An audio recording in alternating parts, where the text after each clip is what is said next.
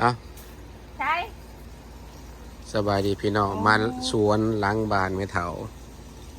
เมืองไรเหดเมืองนั้นเนี่ยก็จะเอายังเล่นนะผมไม่เถาโอ้ยเหี่ยวมดโกปุกเพกผมมีหันหัวบัว โอ้ไม่เถาบริมโภคว่ะไปผักขะแยงพี่น้องเอ้ยเขากินแย่งเม็ดเท้าอึดน้ำการก็ขึ้นมาดอนมีผักบัวละผ้าต้นหมูฮงมีกอขาน้ำเนี่ยฟ้าถูกกอขาไหมครับ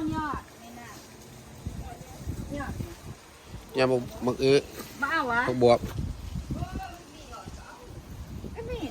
เอาดอกว่าเอาตีเอาเขาเอายอดเอาดอกเอายอดนี่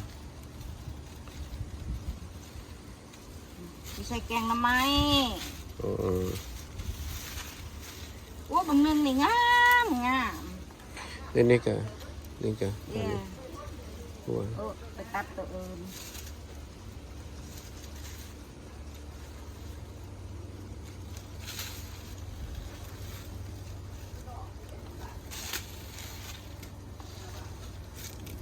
นึ่งเนี่ยโว้ยเก็บมวน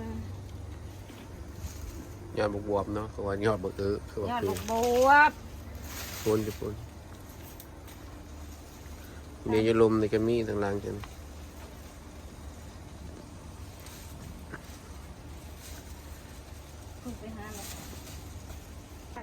นี่บานจอดได้พี่น้องต้มเก็บไว้นะไม่เถ่านี่ก็พักกระแยงต้นขิงอันนี้ต้นยังหญ้าปะโอ้ได้อันนั้นมาแต่ใส่ไม่เท่า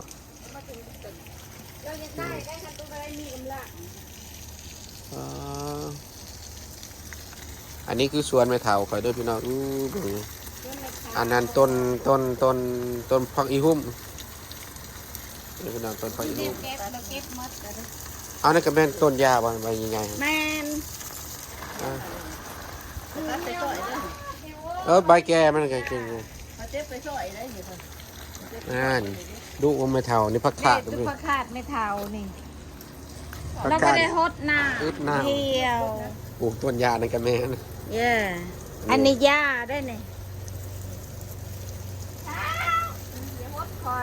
หญ้าสูบแล้วก็ผักช่อยได้หญ้าสูบอยู่แล้วโอ้ผักต้นเลื่อนไม่เท่าทุกคนเป็นหมากเป็นหมากนี่นี่เขากินหรือเปล่าโอ้ยมาไม่ได้กินเป็นโรคกินนี่กินกับแกงน้ำไหมเหรอผมแข็งแซ่บตัวจะบ่ใบแนววะไม่เท่า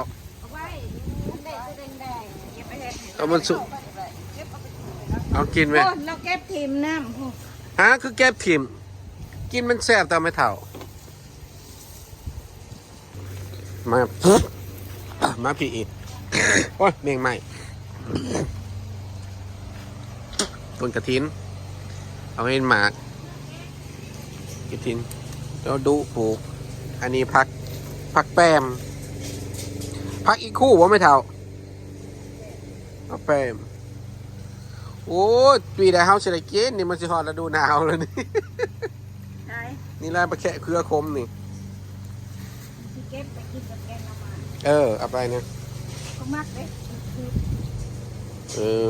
มักขึ้นเนาะ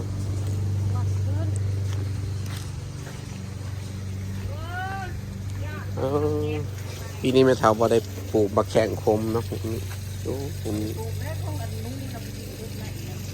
นี่มาพริกนี่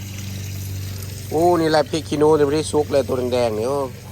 โอ้ยุ่งหลายเด้อคอยแซ่บ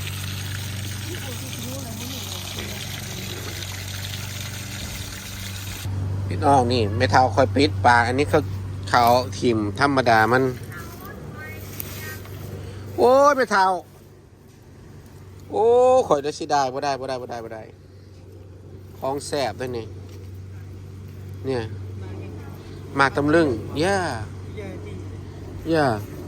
เอาตำลึงเลยเก็บถิ่มปูเลยเก็บถิ่มเลยเราเนี่ยพี่น้องไม่เท่าคอย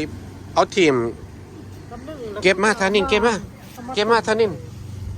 เก็บ